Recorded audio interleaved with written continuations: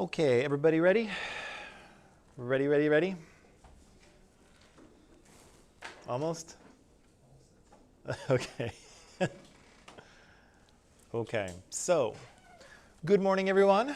Welcome to Friday in our very short week, which for some of us seems to feel like a very long week already. So we probably, if we are barely surviving the 3-day week, I think next week, the 5-day week, will kill us all, but no, we'll be fine. We'll be fine. Probably pretty easy day today. I'll do a little bit of talking. I have a couple of videos to show you. I have a little bit of reading for you to do. I did want to take a little bit of a poll in class here because the way it looks is I do want to use the textbook that we normally use for this class. There seems to be no electronic version of it available. And so come on in, good morning. Good morning. There seems to be no electronic version of it. We do have the real book. So can I maybe bring those in next week for you? We'll figure out a way to get them to you and then you'll have them. Will that be okay? Okay. I'll figure it out. I think the plan was not to use any real books this term, but I kind of need it, I think, to do this course. And yeah, there's no electronic version I can give you. So, okay, so I'll figure that out for next week. And for those of you who are online, like Shania, good morning, Shania. I forgot to type in good morning here. For those of you who are online, Shania or Ananda, I will get you what you need, so don't worry about that. Okay, got a good audience. Everybody's here. Let's go, okay? So, let's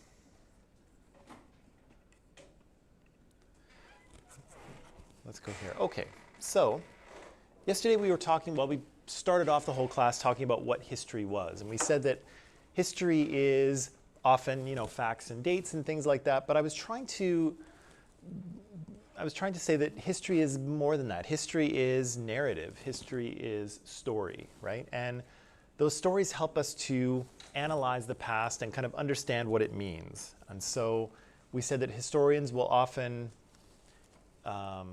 write their history in a way that argues something, right? That tries to convince you that something is more significant than maybe we thought, or something that we thought was very significant actually isn't that big of a deal. Sometimes they'll try to create an argument that says, certain events caused another event to happen.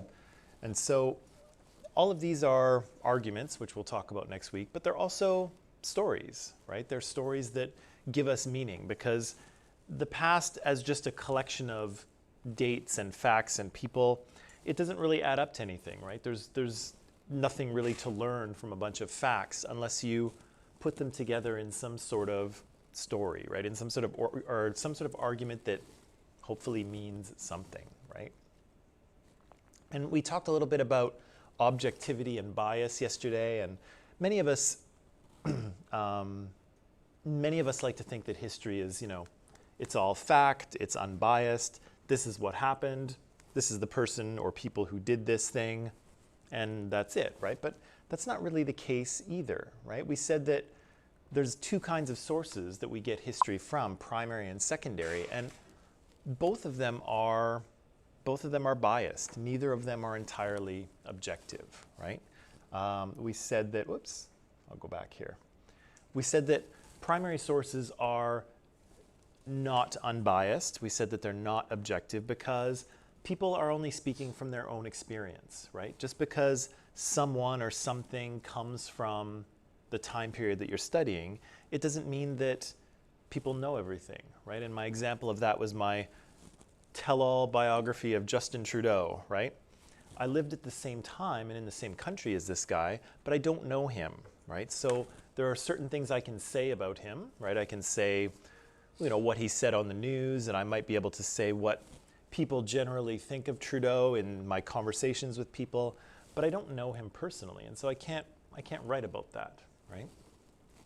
The other thing we said is that primary sources are highly dependent on the audience that they're meant for. And so, again, if you're reading someone's private journal or private diary, they're going to say things that maybe they wouldn't say to other people in public. And if you're looking at a speech from a prime minister, like we looked at from Wilfrid Laurier yesterday, as the leader of a country addressing the nation, there are things that you kind of have to say, and there are things that you probably shouldn't. Of course, Donald Trump has no conception of that. He just says whatever comes out of his mouth, and that's what he says. But most world leaders know that there are things that should be said to the nation and things that should not be, right? And so we have to take that into account when we're looking at a source from the time, right? And then we said secondary sources were assembled from primary sources. And so this is what historians often do when they write books or when they create documentaries. They take primary sources from the past and they try to assemble them into something that tells you, that gives history meaning, right? That tells you a story, that makes an argument, that wants you to believe a certain thing, right? And so my somewhat odd example of that yesterday was Taylor Swift's Miss Americana, right? It's a documentary. It's a secondary source. And so whoever the director of that documentary was took all sorts of video footage of Taylor and sort of assembled it together in a way that tells a story, right? In a way that gives us some sort of meaning and tries to convince us of something about Taylor Swift or about music or about people in general, right? And that led us to into the first part of history. And so we're kind of landing in the early 20th century, in the early 1900s, when the world is kind of in this sort of situation. And so we have a kind of an age of empires. We have Western European powers who have run around the globe, taking over as much as they can, colonizing most of Africa and Southeast Asia and India, and bits of most of North America, really, in an attempt to gain resources to feed their industrial machine at home. And so this is a period of globalization, of course. It's a period of very significant trade. There's a lot of trade going between these different parts of the world. What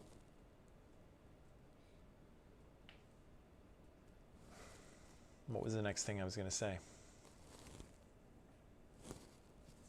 I don't know. None of this is rehearsed. I just get up here and it happens. So sometimes I arrive at a place where I don't know what the next sentence is. This is the world that we have in the very early 1900s. We said that there were a few things happening in terms of kind of broader historical trends or historical events. We said that there was some unrest here in the Balkans. We said that this area, sort of just to the north of Greece, is full of all kinds of different ethnicities and cultures and religions, and they don't like to be under the control of Austria-Hungary here, which they are. And so they are revolting and committing terrorist acts, trying to get Austria-Hungary to stop controlling them and get out of their affairs, right? We said that because of this, people are nervous that there's going to be a war, a significant war, and so people start arming themselves. They start building weapons. This makes everybody nervous, and so everybody starts building more and more and more. Their other response to that sort of fear of conflict was to ally themselves. And so we see Britain here and France and Russia ally themselves, and then we see Austria-Hungary and the Ottoman Empire and Germany ally themselves as well, in the sincere hope that nobody will attack anyone else. But as we all know, that's going to fail spectacularly. But it's a nice thought. Okay, so I have a little bit of text for you to read, and so because I don't have the text with me at the moment, I was hoping that we could read and answer the questions from Microsoft Teams, and so I scanned and put this section of the text in Microsoft Teams. So is that possible for us to do? Do we all have access to Teams? Yes, yes, yes? Okay. And so online people, of course, if you're online, you will find this section of the text in Microsoft Teams under Files. There'll be a little heading at the top called Files. And so if you go in there, you'll see a PDF of this section of the textbook. And so what I'll do is I'll give you a little bit of time to read and answer the questions, and then we'll kind of talk about them as a group, okay?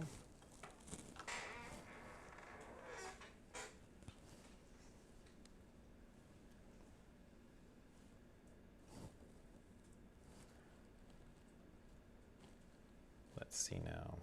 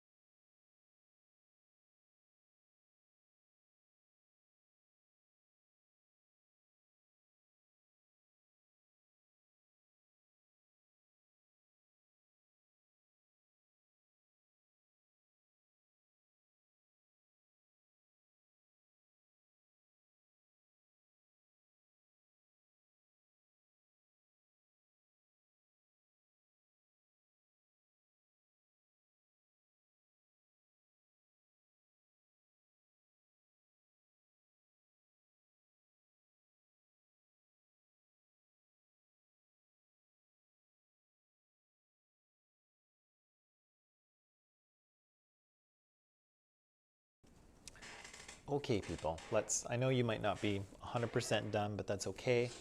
Let's talk about a few of these, okay?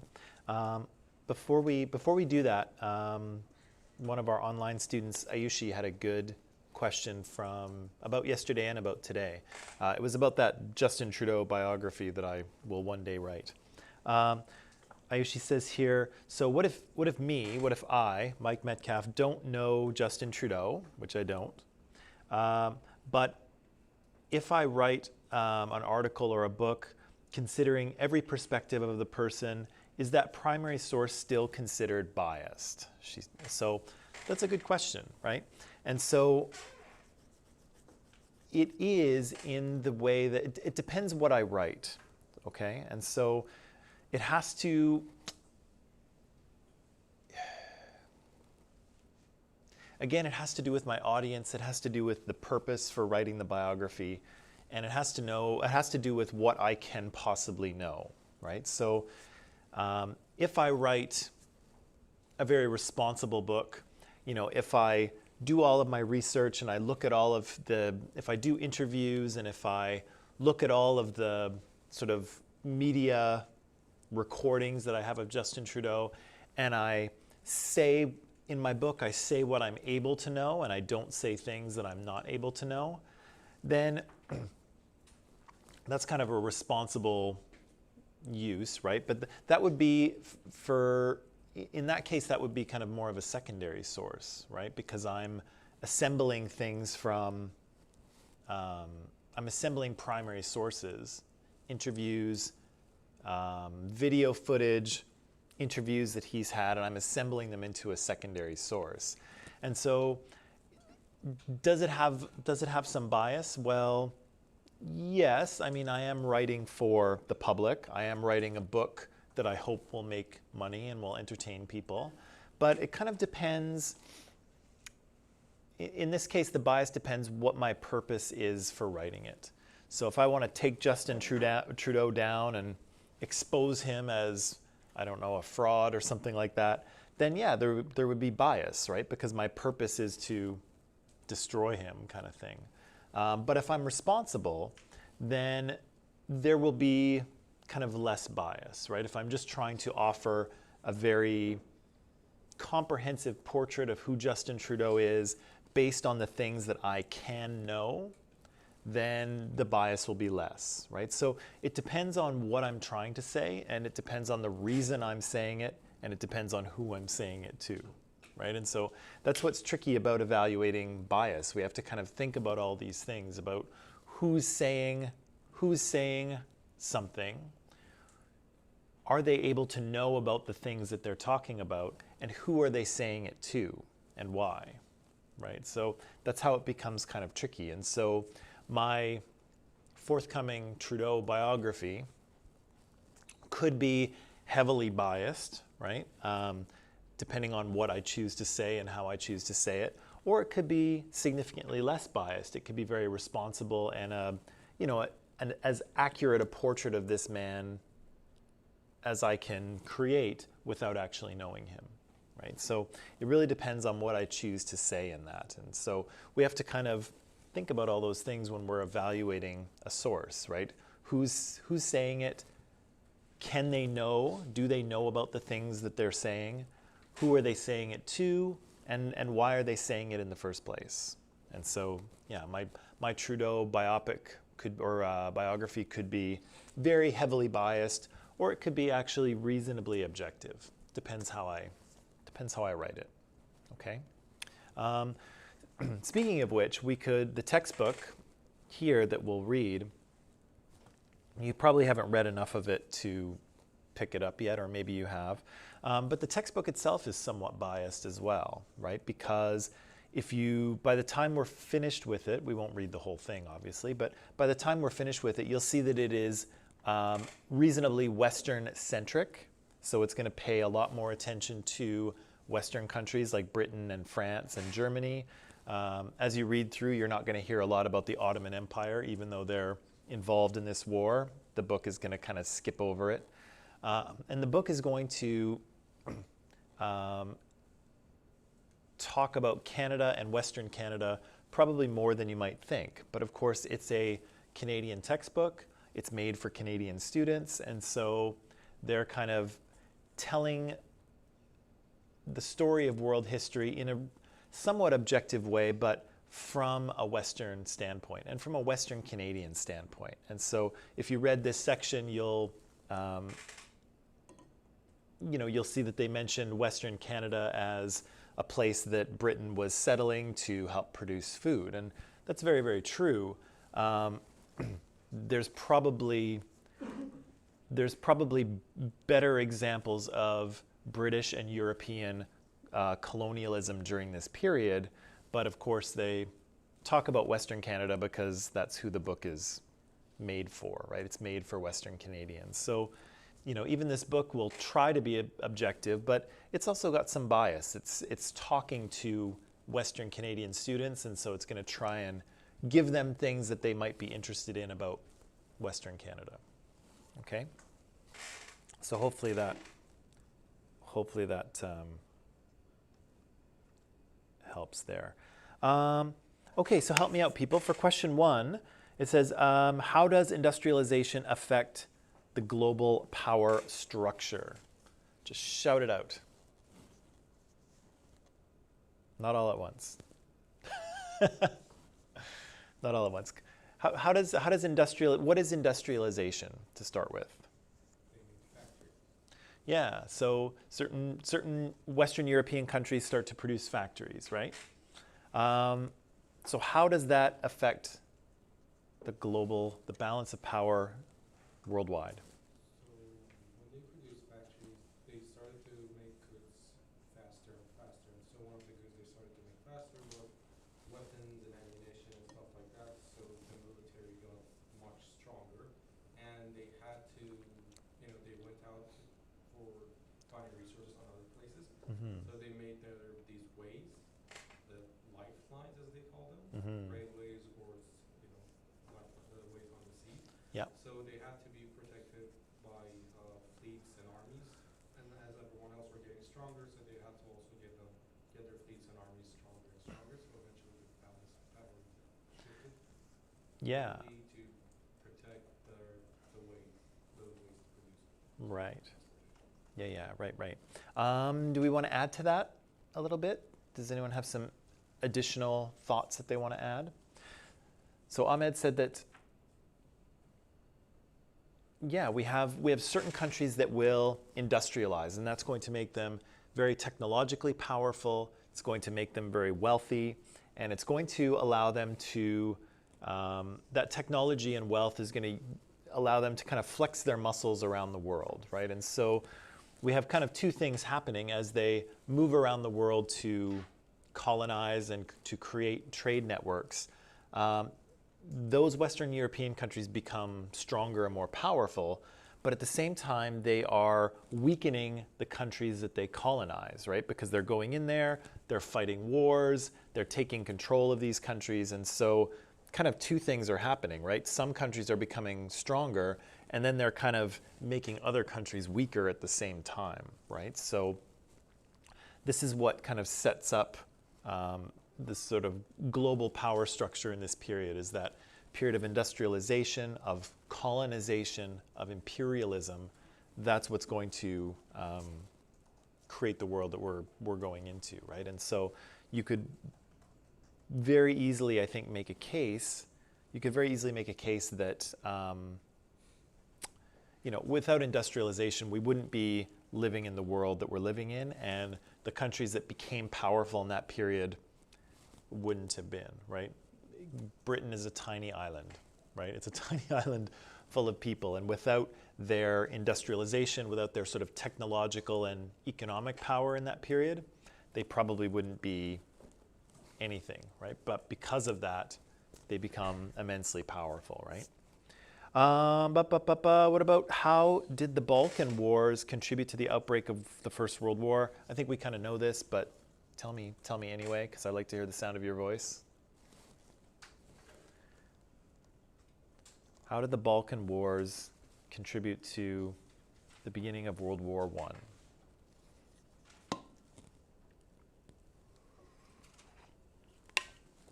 I? Aliana, help me out here. So since like no one was like happy with the solution they got, they continued to agitate for independence and created a political situation which led to World War I. Right, so all the people in the Balkans are unhappy with the political situation, which is they're under the thumb of Austria-Hungary. They want to be free, they want to be autonomous, they want to rule themselves, right? And so they are demonstrating and rioting and assassinating people, trying to fight for their own freedom, right? And of course, we know that's going to be one of the causes of World War I.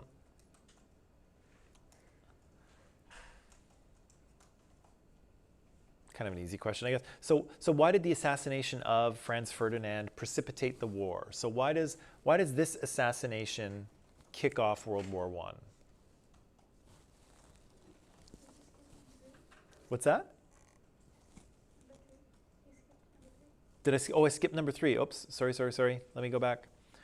Oh, the Schlieffen Plan. Okay, what's the Schlieffen Plan?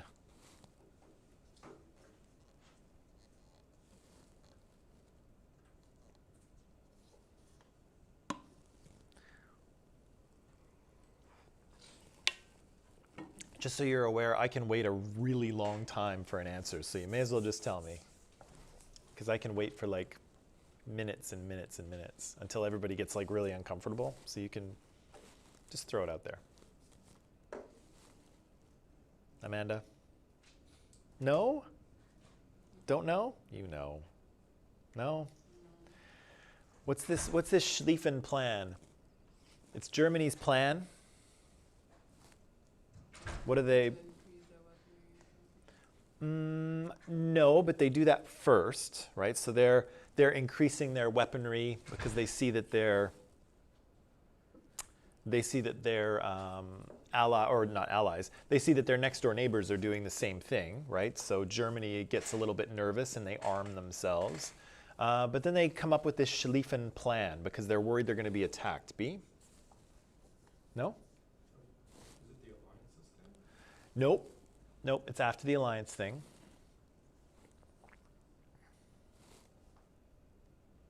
Okay. Where's my slide here? Here it is. Here it is. Let's go to the slides. So, here we go. So, Germany has a problem. I'm not a military strategist, just so you know. But what I do know about military strategy is that this is going to be a bad situation for Germany. And the reason it's going to be bad is that they're stuck between two enemies, right? They're going to be fighting a two-front war. So there's going to be a front here, they're going to be fighting with France, and there's going to be a front here where they're fighting with Russia. And this is bad news, okay? So if any of you ever wind up being military commanders, this is not the situation that you want. You want to fight on one front, not two at the same time. So Schlieffen Plan was kind of like a war plan, like what we're going to do for World War Cup. Yeah. So I think it was that they considered Russia to be large and clumsy, so it takes some time to mobilize for war. True. So it was that they'll first throw all their forces at the west, take France, and then bring them back and throw them all at Russia and take Russia. Exactly. So you don't want to fight a two-front war because you'll have to split up your forces, right? You'll only be at half strength here, and then you'll be at half strength here, and that's not a recipe for success.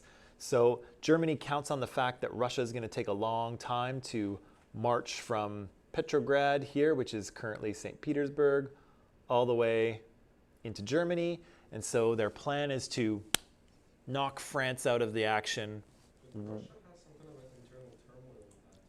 That's true. And Russia has its own thing, its own problems going on, which we will definitely get to. So the Germans are betting the Russians are going to take a while to get organized, and so the Schlieffen Plan means, or the Schlieffen Plan sort of dictates that Germany will rush into France, knock them out of the fight really quickly, and then once they've conquered France, then they can switch and deal with Russia, right? Does that work?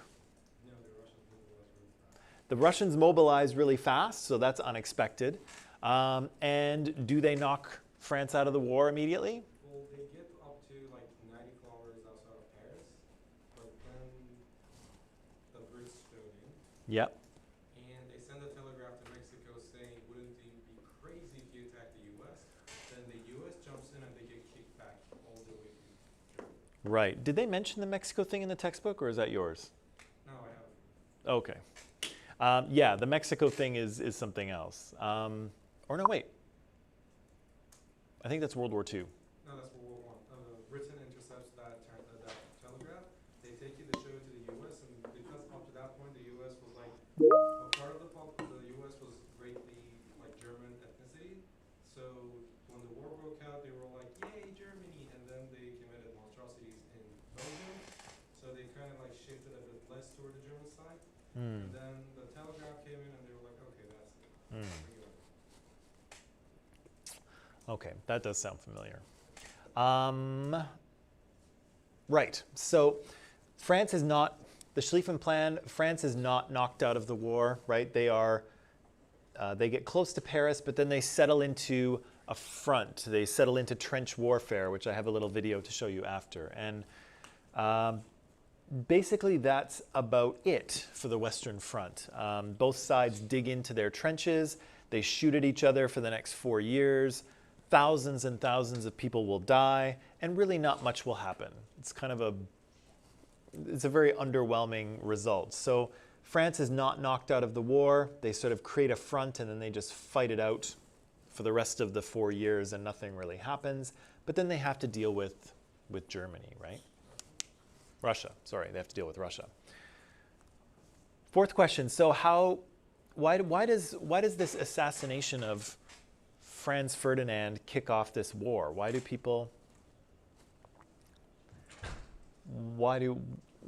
a war start now? Well, yeah, well, nobody's happy when somebody gets assassinated, that's for sure. But why this one? Why this guy? Or why at this moment? So that's the question. Is it about him? So is it the fact that Franz Ferdinand was the guy who was assassinated, or is it about time? Is it time? Was it just like things were ready to erupt? Everybody was tense and armed and ready to go? Yeah. There might have been something else going on too. What was Germany's position on a European war? They said something about 1914 versus 1916. Did you catch that? I think it's in one of those kind of brownish green sections on the side, I think.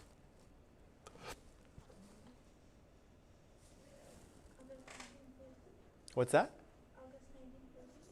No, I don't think it has anything to do with August, but it has to do with Germany's feeling about a European war in 1914 versus 1916.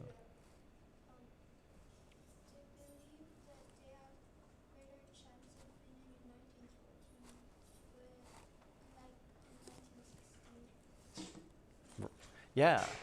So there are all of these things happening, right? There's unrest in the Balkans. Everyone's arming themselves. Everyone's worried that a war is coming. There are these alliances that are created. Everyone's tense.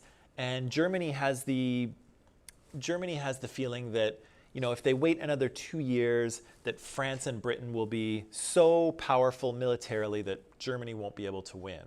And so when this assassination happens, I think you read when the assassination happens, Austria-Hungary wants Serbia to cooperate with an investigation into the death. Serbia says, no, we're not going to cooperate with you, and if you don't like it, talk to our big brother Russia, right? And Germany backs up Austria-Hungary. They're like, look, if you want to start something here, this is a good time for us, go ahead and start something. And so Austria-Hungary does, right? They roll into Serbia. They're backed up by Russia.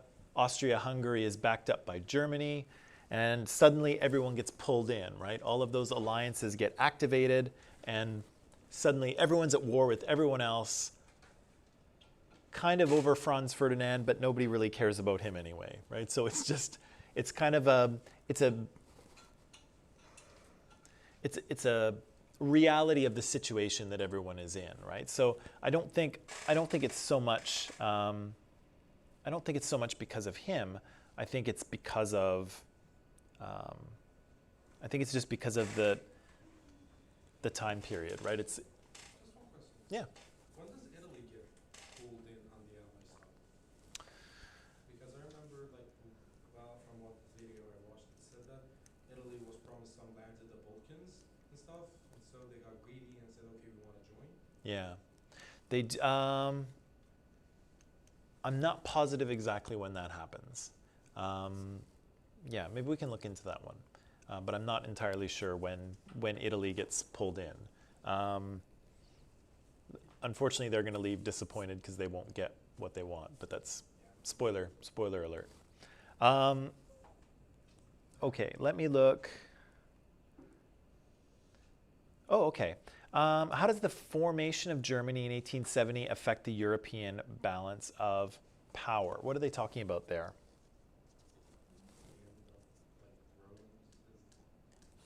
The end of, like, The end of what? There used to be there used to be Prussia in the 7-Year War one time, I think. I think that ended. Frederick the Great, he was the guy who wanted to unite Germany.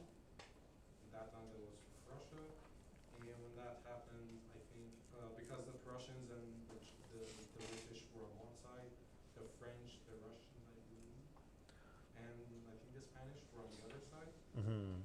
They eventually lose. The Germans and their allies, they win, and kind of it eventually leads to the French Revolution, where they die out. They lose a lot of colonies, and that changes stuff.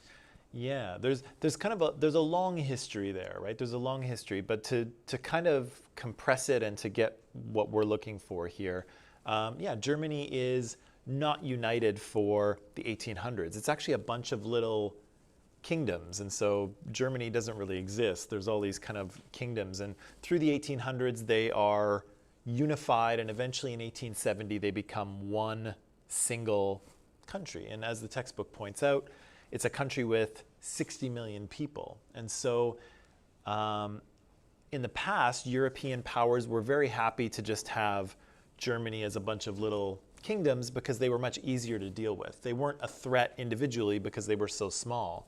But now that Germany is united as of 1870, now it's this brand new, big, powerful country to deal with, right? And so that's going to change the balance of power because basically a new, powerful Western country has been created, right? And so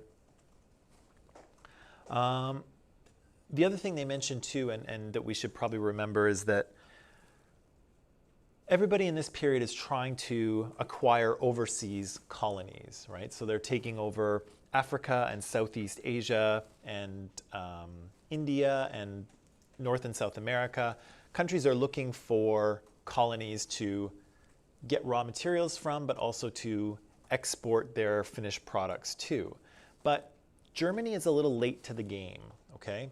Because they've recently united in 1870, they industrialize just a little bit later than Britain and France do, and they sort of start their attempt to grab overseas colonies a little late as well. And so by the time they sort of get themselves organized and start to look for overseas colonies, Britain and France and the Netherlands have taken over huge chunks of Africa.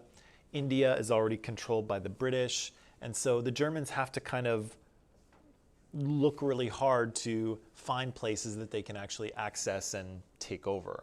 So again, they don't have all of the overseas colonies. They don't have access to all of the resources that countries like Britain and France do.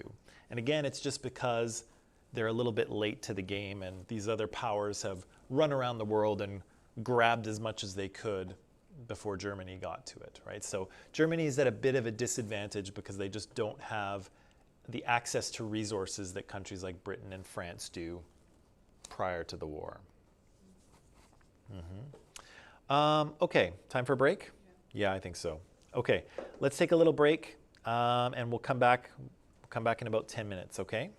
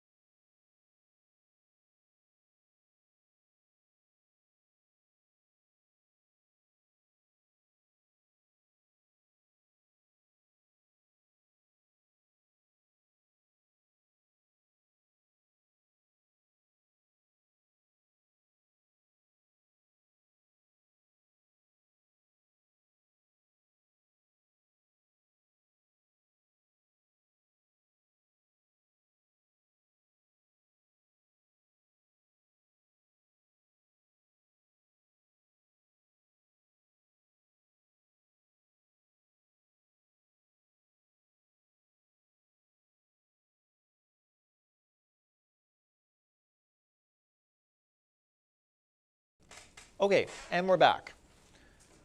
So what did we figure out? Well, we figured out that Germany had recently been unified for the first time. So it's this large country that is now another sort of dominant player in Western European politics. We know that everyone is arming themselves. We know that everyone is established overseas colonies. But again, Germany has kind of been a little late to the race, and so they don't have as many as everyone else. Then we know our friend Franz Ferdinand gets assassinated, and this sort of precipitates a war because everyone's alliances are activated, right? And so when Austria-Hungary rolls into Serbia, that brings in Russia, which brings in Germany, which brings in France, and later Great Britain, and suddenly everyone is in the fight. And so, which is kind of interesting to think about, because probably most of Europe doesn't really know who Franz Ferdinand is, or probably most of them don't care, but instantly they are fighting a war that his assassination has kicked off. So in the first few, I guess, weeks or maybe months of the war, what happens, right? So the question here is sort of briefly describe the first few months of the war and explain the results. So what's going on in these first few months? Austria getting itself kicked around by little Serbia. Say again? Austria-Hungary is getting kicked around by little Serbia. Austria-Hungary is getting kicked around by little Serbia. Okay, that's embarrassing for Austria-Hungary. What else? Belgium invaded. Belgium gets invaded, right? So we said that Belgium had declared its neutrality, but whoops, nobody cares. And Germany rolls through Belgium to get to France. First let us pass. They come in good peace. They don't want peace. True enough, but unfortunately Belgium is in a strategic location, and yeah, Belgium's not going to be able to stay out of it, unfortunately.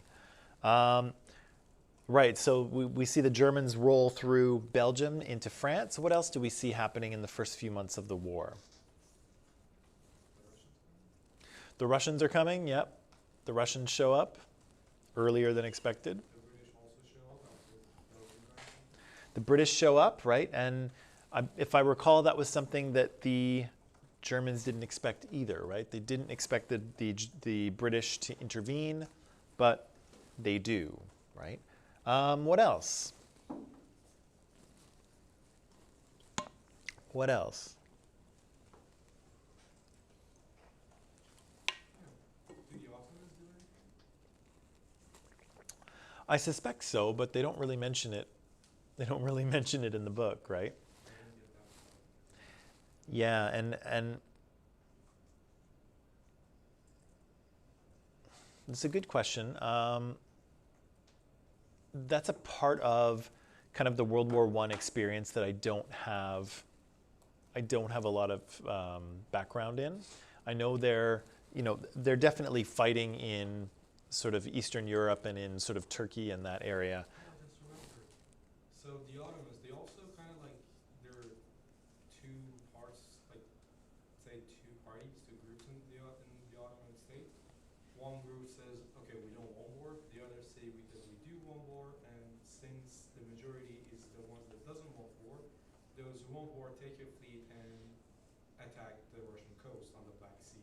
So there you have it, war. And then they get kicked around again by the Russians. And Lawrence of Arabia also goes in, and you know what happens then. Yeah. The empire gets split into two pieces. Eventually they fall. Yeah. Yeah, that's a whole other story. But interestingly, in this text, that whole sequence of events won't even be mentioned, right? But again, it's an important part of World War I, but it's definitely from more of an Eastern perspective. And so you can see when we're reading a book from a Western perspective, they're going to exclude certain parts. And so unfortunately, the Ottomans get pushed aside in sort of the Western retelling of World War I history, right? Let me see what I have here. Let me see what I have here for you. Whoop. Ah, yes. I have this lovely image for you.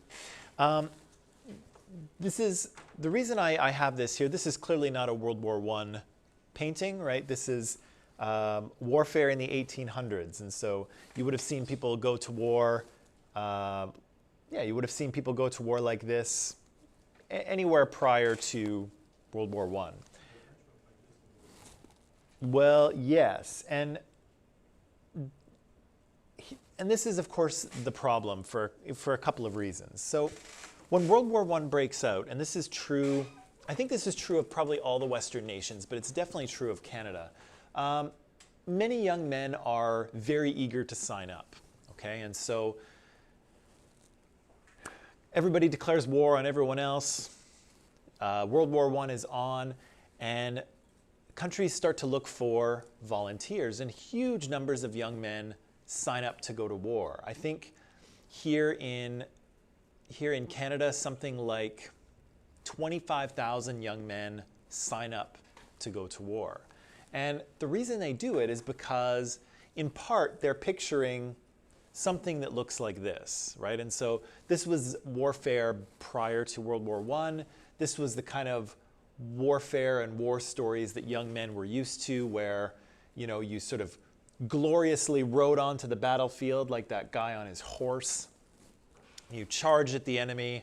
You know, it was very exciting and glorious, and most of these young men thought that they would, you know, go off to Europe, win the war, you know, overcome the evil Germans, and then go home by Christmas, and, you know, they would be heroes, and they'd show up at home in their uniform, and all the girls would be interested in them, and it's kind of what they thought would happen. And in part, they were picturing something like this, right? But again, that's not really the reality that they encountered.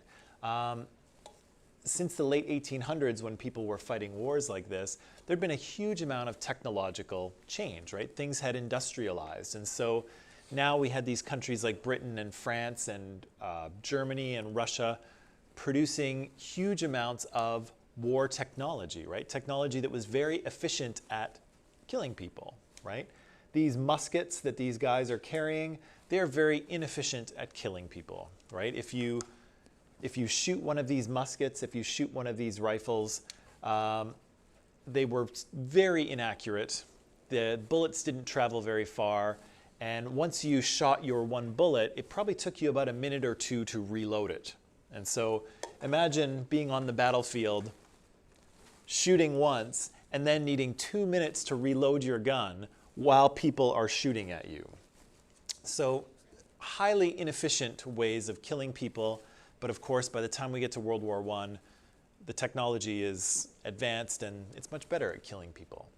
Unfortunately, when the war starts, World War I generals are not really, they're not really in the 20th century yet. They're still in the 19th century. And so early on in the war, generals want to fight the war like this, like they did in the 1800s. That turns out to be a recipe for disaster because, again, the technology is advanced. So, again, the attitudes of generals and soldiers that are going to war are based in these kind of 1800 or 19th century Victorian ideals of duty and honor and patriotism and glory. But this war isn't going to be like that. This war is going to be very, very different. It's not going to be an exciting romantic adventure. It's actually going to be quite hellish for these young men, unfortunately. But they don't know because nobody's ever fought an industrial war before. This is the first one. So nobody has any experience with this type of war. Nobody knows what it's going to be like. And again, everybody was fairly confident that it would be over soon. And so lots of people, when they went off to war in this time of year, actually, in September, they assumed that, sorry, I'm just going to check that.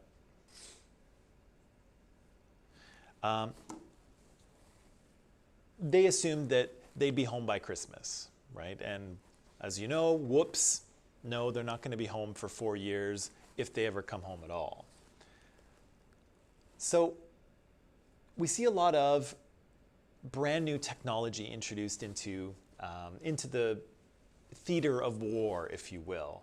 There was a lot of adaptation early on in terms of modifying tactics to match the technology, but that didn't happen right away. And so there are huge numbers of young men that died very early in the war because of this brand new technology and army commanders'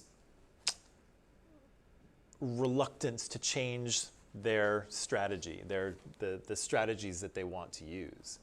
So, oh yeah, so I want to show you this. Now, huh? Oh, it's history. So what I'm going to do here is two things. So for the online people, I'm just going to post the links in Microsoft Teams because I can't stream someone else's videos in my own channel. It's a copyright infringement and they'll take my video down, which happened already. So what I'm going to do is, for the online people, I'll let you watch that the trench video. I have the link in Microsoft Teams. And for those of you who are here, I'll put it up on the screen. So I've got to kind of do two things at once.